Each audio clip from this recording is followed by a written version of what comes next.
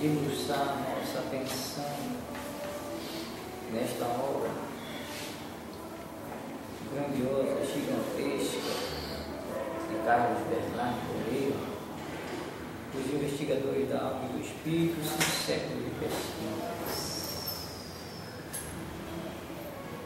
E hoje brindaremos a casa, né? E a casa vai ser brindada. Falando dessa celebridade, é brinde para nós aqui. Consequentemente, para aqueles que nos assistem,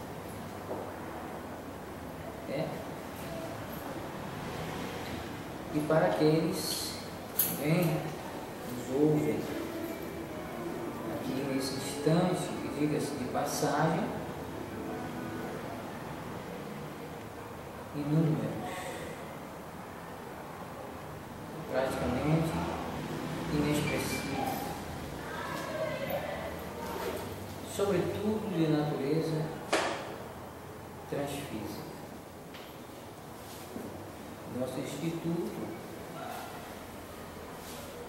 preza em realizar atividade desta natureza especificamente para as criaturas que se encontram no âmbito invisível. Nós não nos incomodamos com as cadeiras cheias de criatura encarnada, até porque a nossa popularidade é entre os desencarnados.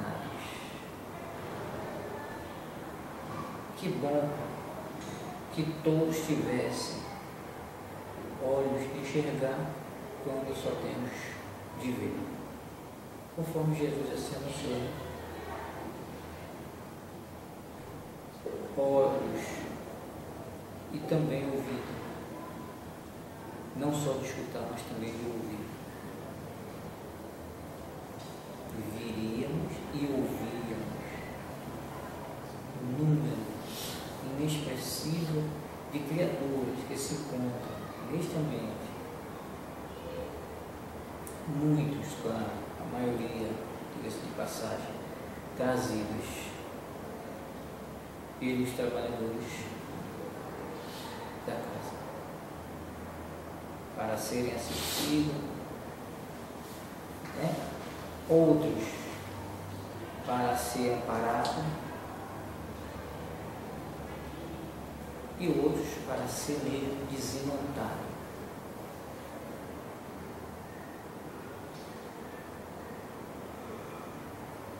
Um bom número são trazidos para ser feito esse trabalho de desimentação abruptamente. Ele não vem de boa índole. O convite é feito, mas não aceita. Muitos já com esse ambiente tentam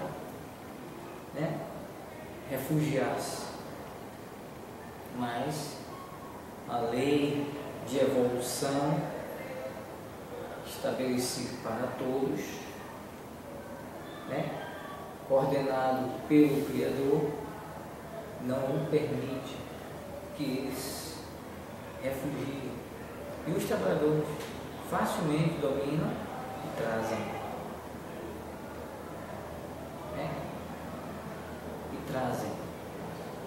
É um trabalho necessário. Outros estão na condição de doente e, devido ao seu estado de inferioridade, não permitem vir só. São conduzidos. Quero deixar aqui claro, eles não são trazidos nem de carruagem, puxada tanto a cachorro como a cavalo, sei lá como é que André Luiz quer dizer, e muito menos de aeróbicos. Esse trenzinho flutua aí no espaço, As tontícias de quem criou isso e de quem segue, de quem aceita. Viu? Eles são conduzidos pelo pensamento, conforme os próprios disseram a Kardec. O meio de condução do espírito é o pensamento. Está lá no livro da codificação. Se alguém desconhece isso e inventou lá suas fantasias, paciência. Eu que não sigo ela. Até porque quando eu deixo o corpo repousando na cama, na reparação das energias físicas, né? Eu me conduzo para onde eu quero. Não preciso de aeróbios, não preciso de carruagem para me conduzir. Eu me conduzo pelo pensamento. Penso no lugar onde eu quero ir, lá eu estou.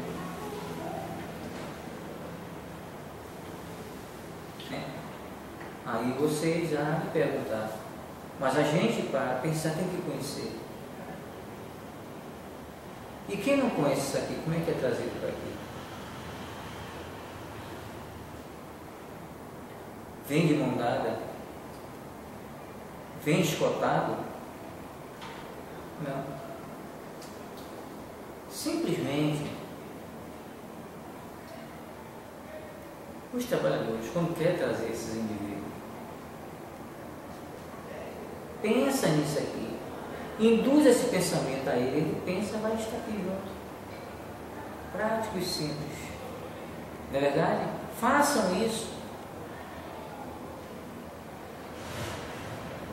Façam isso. Isso é lógico, isso é racional. Isso não é invencionice, nem é fantasia. Fantasioso é dizer que essas criaturas, quando estão doentes, quando os trabalhadores da seara, do Senhor, sei lá de quem, das quantas, quer levar para dar assistência, arruma carruagem, e etc, etc, arranja ônibus, dando o nome de aeróbico, e conduz essas criaturas. Esses condutores precisam aprender a fazer isso. Eles pensam no lugar onde quer levar, induz esse pensamento a quem ele quer levar, que ele vai pensar junto com você e ela vai estar contigo no ambiente, no lugar. É assim que se conduz. É assim que é feito. Né? Aí pegar essa coisa aí, enxotar aí nessa ciência e arrasaram com ela. Quem pega um livro desse e vê uma coisa dessa, conforme nós sabemos de história, não vou dar o nome aqui, porque a família não nos permitiu, né? É um intelectual que pegou esse livro e disse, é isso aqui que você chama de espiritismo? Nosso lá. Aí chacoalhou. Julgava ele que o espiritismo fosse aquilo ali. Né? E não é. Infelizmente, aqui no Brasil, deve existir em outros lugares também, o autor desse livro, dessa obra, é tido como guru, como mestre, não meu.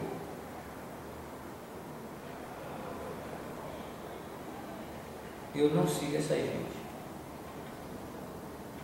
Esses mentores que ainda não conseguiram largar a batina ou a burca, eu não sigo eles.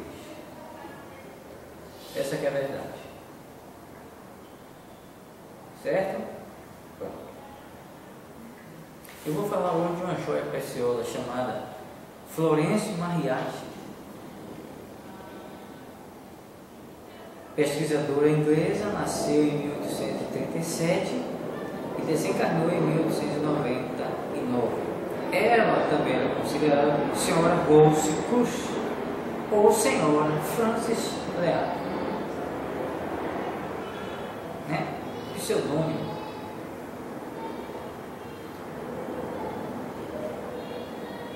Escreveu obras, inúmeras obras. Florence Mariatti especializou-se na análise de fenômenos de morte aparente e de manifestações psíquicas entre vivos.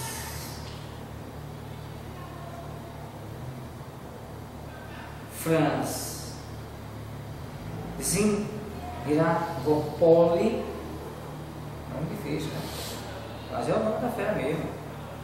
Francisco Zingaropoli, ilustre escritor e criminalista italiano, ex-diretor da revista Mundo Oculto de Nápoles e autor da obra A Morte Aparente, relata que Florence Mariatti possuía rara faculdade mediúnica, capaz de captar pela psicografia significativas e surpreendentes mensagens de desencarnados e encarnados. De fato, o capítulo 4 de sua obra registra o seguinte caso: é raro supor que o espírito, apenas saído do corpo, dele se afasta. Quando fica preso a este por laços fluídicos, e muitas vezes os laços não se rompem senão depois de vários dias ou semanas, depois que o espírito deixou o seu invólucro carnal. Não imaginais que o espírito saiba e veja. Acreditais que ele já foi levado para uma esfera de onde não pode ver, nem ouvir, nem entender. Quando o espírito deixa o seu corpo, ele frequentemente fica no mesmo aposento em que jaz o cadáver. Embora não volte a este, vê pelo menos tudo o que se passa ao seu redor e se vê cuidado por estranhos que não têm respeito pelos seus sentimentos e por pessoas que ele amou na terra. Na Florence Mariatti, esta inusitada história. Vamos ver. Eu tinha um amigo médium que estava noivo de uma jovem de nome Amy, e essa jovem morreu repentinamente com grande dor sua, do namorado. Os pais de Amy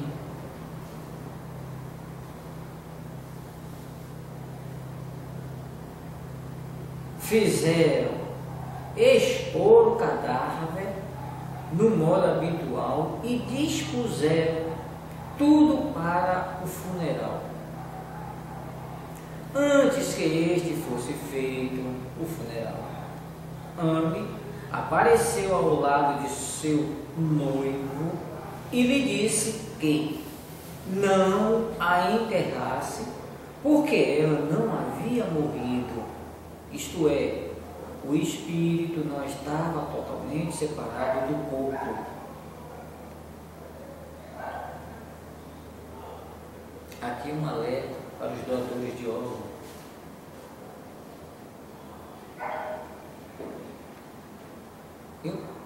Para quem diz que isso é um ato de amor, é um amor dolorido.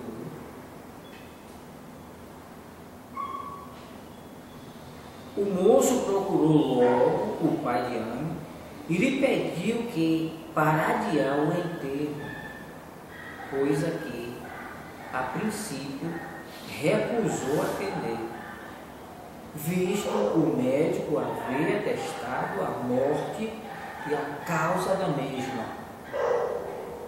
O ex-noivo, entretanto, insistiu em que a sua ex-noiva não fosse cadavérica, não fosse sepultada antes de aparecerem os sinais de decomposição cadavérica. E assim o corpo ficou no caixão na casa de seus pais durante semanas, sem mostrar o menor sinal de modificação. No fim deste tempo, Amy se manifestou de novo ao seu ex-noivo e lhe disse que finalmente ela estava liberta do corpo e que ele podia então ser enterrado. Um desafio para a medicina, é isso? É verdade? Ele levou a notícia à família diante e observou que o corpo, que havia conservado a frescura durante todo esse tempo, começara a decompor-se. E o esquife foi fechado e sepultado, enquanto o espírito livre transladou-se finalmente à esfera que lhe é específica, que nem todos merecem o mesmo lugar. Essa que é a verdade. Cada um tem uma vibração específica, vai para uma faixa específica, né? Essa que é a verdade, viu? Que vai ficar dormindo, conforme fala a religião.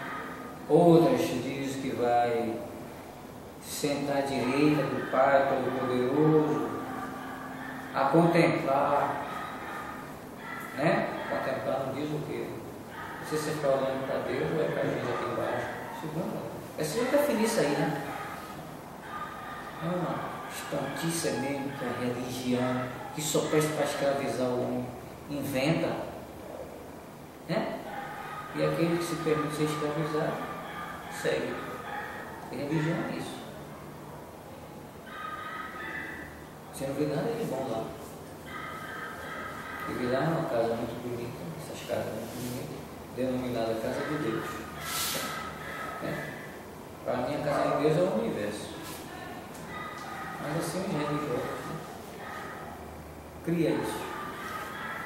E muito bem arrumadinho, para chamar atenção, né? Impressionar. Né? E lá bentam, cantam, bate palma, balbucia um bocado de coisa que é oração, né?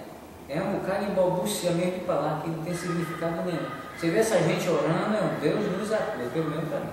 É só um hospício. Nem as casas de novo se comparam. E depois sai dali dizendo que está salvo. A religião é isso aí. E no fim do mês, não pode deixar de dar, ó. O dízimo, a oferta. Eu conheço um que eu passei, ele estava lá. Ele está reformando a fachada. Nos ajudem. Doe dízimo e oferta para construir a fachada do prédio. Doar dízimo e oferta para poder ajudar a fazer a fachada da igreja. Minha bota anúncio em outdoor. Como não bastasse a cobrança todo mês, né? Coisa de doido mesmo. Então, religião é coisa de escravização mesmo. É uma pena que a maioria esmagadora dos terráqueos estão envolvidos nisso. Porque esse é o nível evolutivo dessas questões. Essa que é a verdade. E depois quer todos ir para regiões únicas, todo para o céu, né? Sem distinção, ou então quer paz. Né? É, dentro de uma hora de relógio, quer que a vida mude. Pois é. Os ódios, as raivas, os rancores, as invejas, né? Os sentimentos mais miseráveis, quer que mude de uma hora para outra, como é no ano novo. E aí diz, feliz ano novo. Que novo? De quê? Construindo miséria lá para cá. À luz dessa irrefutável realidade, quais os sinais seguros para se aceitar a morte? Nem a medicina, a única detetora da palavra sobre esse assunto, sabe isso. Nem ela tem a última palavra. Na linha de demarcação entre a vida e a morte. Essa que é a verdade. O professor Severino Icardi, citado por Zingaro Poli, de Mercier, na França, autor do livro Morte Real e Morte Aparente, de 1896, afirma que a morte aparente não tem necessidade de definição porque se a explica por si mesma. É a vida sob a aparência de morte. Quando o doutor Ricard diz aparência de morte, pretende falar de todos os sintomas que a ciência até aqui estabeleceu. E, para não deixar dúvida a respeito, ele passou em resumo todos os sinais conhecidos de morte real e sustenta que os mesmos se encontram em idêntico grau na morte aparente. Mas todos os sinais, adverte cá, não possuem nenhuma infalibilidade. Quem não sabe, com efeito, que os hipnotizadores, quem não sabe, com efeito, que os hipnotizados, no estado cataléptico, atingem completa insensibilidade e são refratários aos usuais estímulos. Zingaropoulos cita, à guisa de exemplo, um caso característico ocorrido na clínica do Dr. Domenico Antônio Thierry, em Nápoles. Ele realizava a experiência com a médium Pirvandi, posta em estado cataléptico, narra o consagrado penalista, submetendo-la a uma forte corrente elétrica, e essa não só permaneceu absolutamente insensível, como tendo eu tomado contato com ela, nada senti também, o que prova que o corpo da sensitiva se tinha tornado um isolador. Era no estado cataléptico.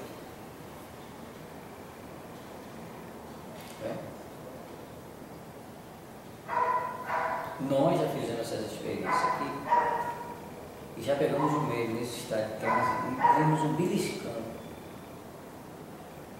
e ele não sentiu nada. O Dr. Broca, ele operava nesse estado sem anestesia. No hospital ele trabalhava. Ele hipnotizava as pessoas, seu paciente, depois fazia a incisão, tirava ali o tumor, dava os pontos direitinho, depois tirava do estado de transe sem dar uma anestesia. O negócio é bem complexo.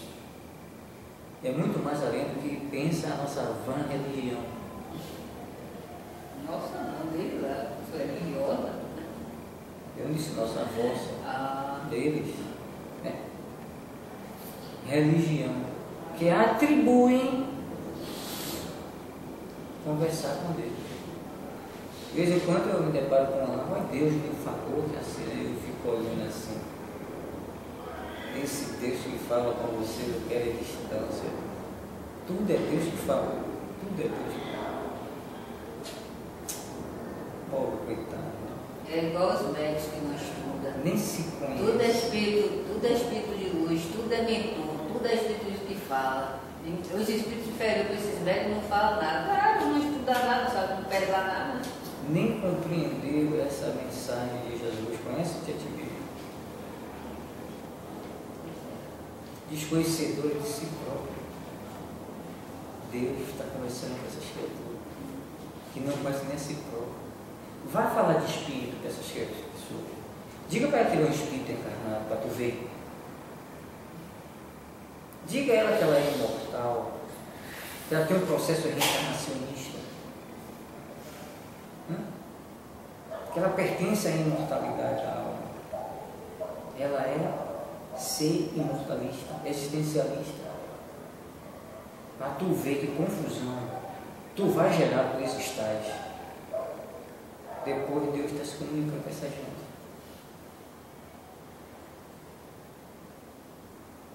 É motivo você querer distância desses deuses ou não é? Eu estou querendo.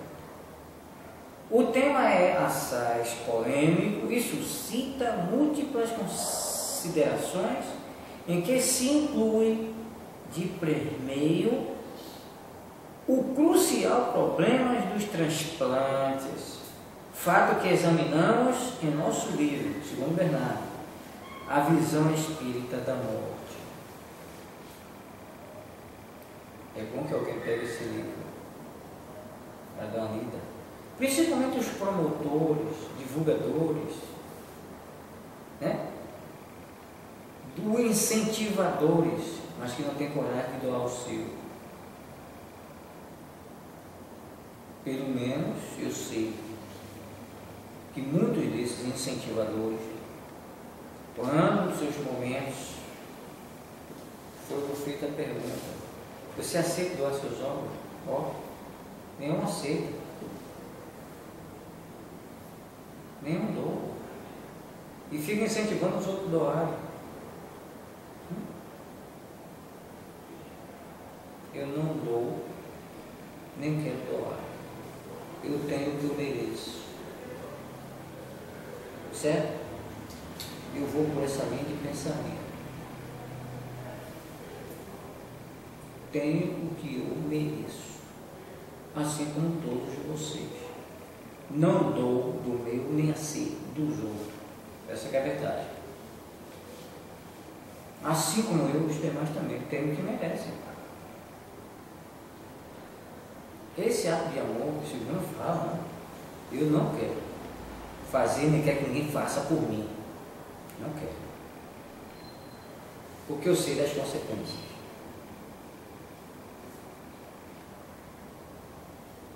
Manifestações medianímicas entre pessoas vivas. Outro drama para a espírita brasileira. Falar que um indivíduo encarnado tem a capacidade de deixar seu corpo e se comunicar com um grupo qualquer, em qualquer ambiente, em qualquer meio.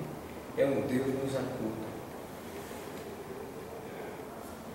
Uma coisa extremamente natural e corriqueira. Este título se encontra na obra da baronesa Adelma Vai, sob o título Estudo, Ensaio sobre o mundo dos espíritos.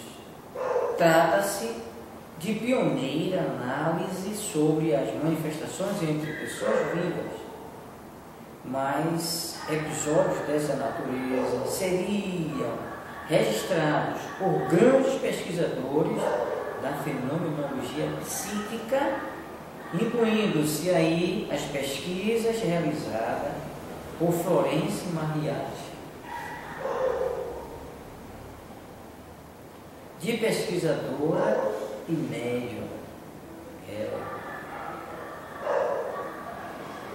Pensando a seguinte e inusitado relato de autoria da senhora Mariatti.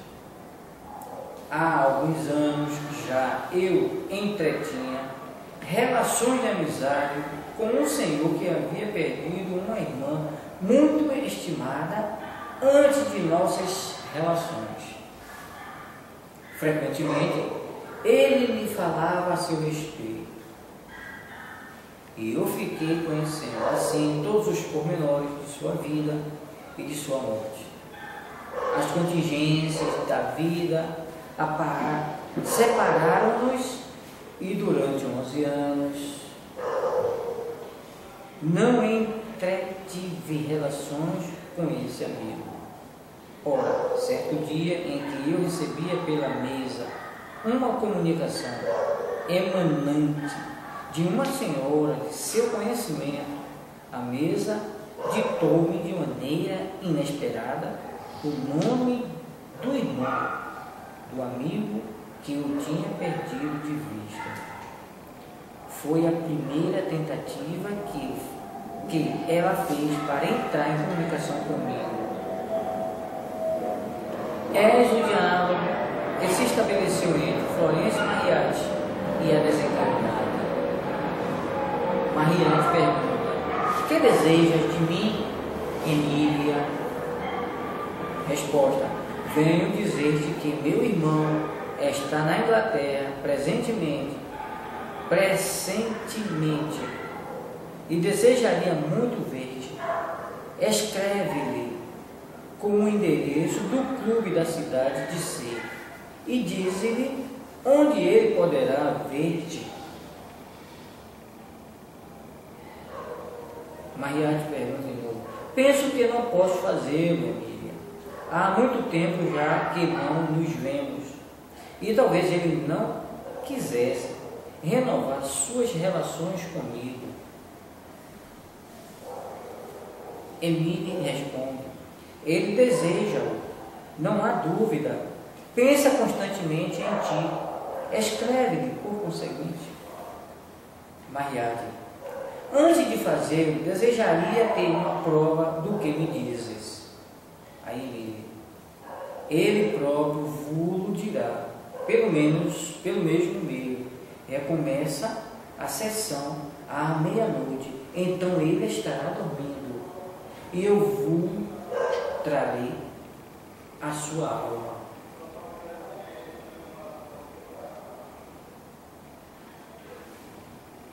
Conformei-me com a prescrição e retomei meu lugar diante da mesa.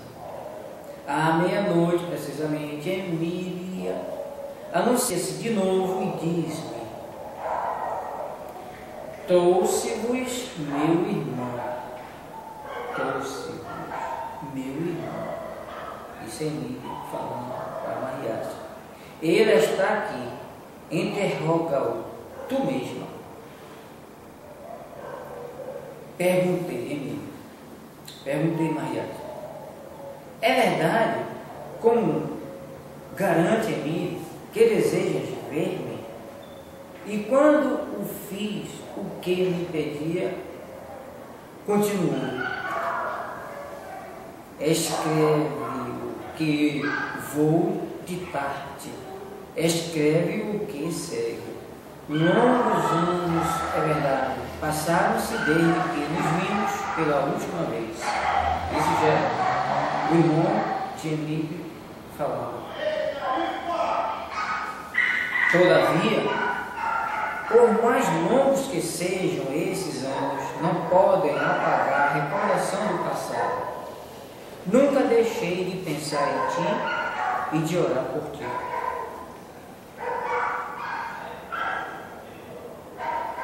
Alguns instantes depois, ele acrescentou: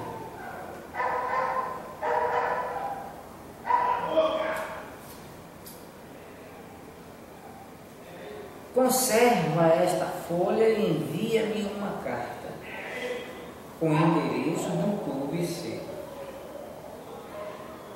Desconfiando de minhas faculdades mediúnicas, foi a vez.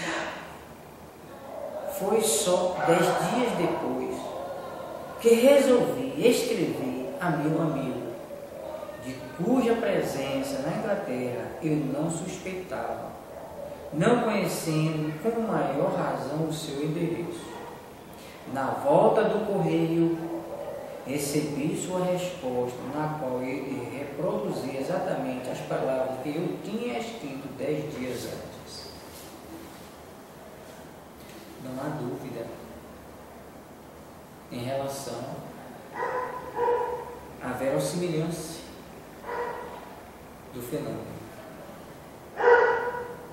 Acrescenta Florêncio Mariatti: sucedeu-me por muitas vezes receber comunicação de pessoas vivas por intermédio de médiuns falando no estado de transe. Algumas dessas comunicações a médium pesquisadora fazia constar do período Light, órgão da London Spiritualist Alliance, fundada em 1881 por Dawson Rogério Stanton Moses. No capítulo 19 de O Livro dos Médiuns, o codificador do Espiritismo pergunta: as comunicações escritas ou verbais podem ser também do próprio médium? Resposta: a alma do médium pode comunicar-se como qualquer outra, se ele goza de um certo grau de liberdade. Recobra então as suas qualidades de espírito. Tens a prova na visita das almas de pessoas vivas que se comunicam contigo, muitas vezes sem serem evocadas, de forma espontânea. Porque é bom saberes que entre os que evocas, há os que estão encarnados na Terra. Isso é o Espírito orientador falando para Kardec. É melhor não vir, não é? Neste caso, eles te falam como espírito e não como homens, porque os médios não poderiam fazer o mesmo. Que diferença há? Chega-se à conclusão que alguns espíritos que se comunicaram com Kardec, por ele evocados, encontram-se encarnados, agindo, no entanto, com um certo grau de liberdade, recobrando então as suas qualidades de espíritos. Passemos a palavra a Florence Marriatti, a fim de que conclua estes sintéticos arrazoados sobre a sua faculdade mediúnica e as suas pesquisas supranormais. Aqui vem ela. Tais comunicações com os espíritos de vivos são, indubitavelmente, das mais curiosas que já obtive. Em várias circunstâncias, quando, sobre um dado acontecimento, eu não chegava a conhecer a verdade diretamente das pessoas interessadas em ocultá-la. Eu me sentava diante da mesinha mediúnica, em hora que sabia acharem-se adormecidas as pessoas, e concentrava o pensamento sobre elas, convidando-as a me virem revelar sinceramente a verdade, pela tipologia, o que quase nunca deixava de realizar. Isso que é pesquisa. Isso é pesquisa. Né? O expediente posto em prática por Florence Marriatti parece-nos, um tanto e quanto perigoso. Isso aqui é Bernardo. Isso aqui é a orientação de quem conhece também, porque fazia isso também, viu? Eu que conheci pessoalmente, relato, já vi muitos relatos dessa natureza citado por ele. Inclusive, processo de desobsessão, que isso aí é no corpo. Botava o paciente na sala com ele sozinho, se preparava, ele levava ela ao transe, depois ele entrava em transe e trabalhava de forma invisível. Ela e ele, o paciente. Já vi relatos dessa natureza, passado por ele, as pesquisas que ele fazia. Então isso aqui é uma autoridade que está falando. Está vendo? O expediente posto em prática por Florence Marriatti parece-nos um tanto e quanto perigoso, prestando-se à interferência de espíritos desencarnados afeitos à fraude e à mistificação, desvirtuando assim a finalidade da evocação. Ademais, eis o que a referida médium afirmou categórica em seu livro: devo declarar que não tenho o costume de proceder assim com os vivos, mas sou uma pessoa terrível quando me desafiam a fazer alguma coisa. ele emitiu este parecer diante de um desafio que alguém lhe fizera, afirmando que Amélia fracassaria caso tentasse comunicar-se com ele compulsoriamente em estado de vigília. Florence Mariato conseguiu realizar plenamente o seu intento quando o desafiante participava de um requintado banquete. Atendendo ao poderoso chamamento da médium, ele entrou em profundo sono sobre a mesa e o espírito que animava aquele corpo foi irresistivelmente atraído à presença da evocadora. Isso que é pesquisa. Isso é que é ciência. E os espíritas brasileiros, sobretudo os espíritos religiosos, né, não sabem. Né? E verteram-se com essa vertente aí religiosa que atrapalhava essa ciência. Isso é que é científico. Né? Infelizmente. E depois querem pegar uma preciosidade científica dessa e quer empurrar aí, como já empurraram, né? Em mais uma religiãozinha que só serve para escravizar o homem. Né? Se assim não fosse, quando esses tais desencarnam e chegam aqui, não contavam suas surpresas, todos surpreendidos. Né? Todos. Não viram, ainda não chegam para chegar aqui. Né? E expressar a sua satisfação agora na condição de espírito desencarnado, no pleno uso da sua liberdade, né?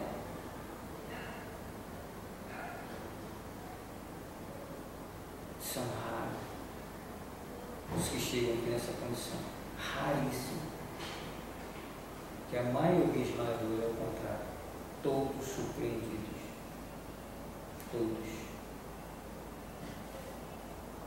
Vamos agora para a segunda parte.